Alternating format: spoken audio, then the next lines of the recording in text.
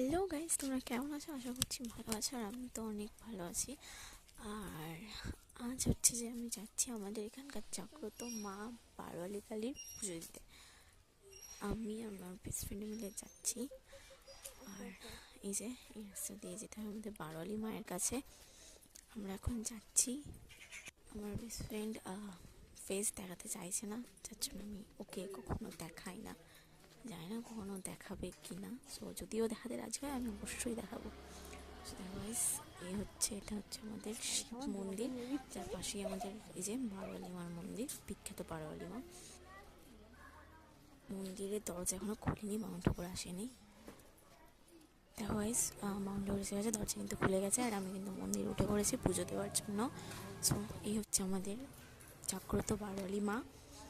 আর চলো এবার পুজোটা দেওয়া যাক। গাইস, আমি কিন্তু ধূপবাতি সমস্ত জ্বালাতে বসে গেছি বাবা শিবের কাছে। ধূপবাতি দেওয়া হয়ে গেছে, পুজো কমপ্লিট। দেন এবার আমরা বেরিয়ে পড়েছি। আর এটা হচ্ছে যে আমাদের বারোয়ালি কালীতলা। হয়তো আমরা অনেকেই চেন ওই জায়গাটা, অনেকেই জানো, কারণ আমাদের এখানে পুজোতে অনেকে আসো। অঘ্রান মাসে হয় এই পুজোটি। সো চলো এবার বাড়ি যাওয়া যাক, পুজো দেওয়াটা কমপ্লিট। টাটা সবাইকে।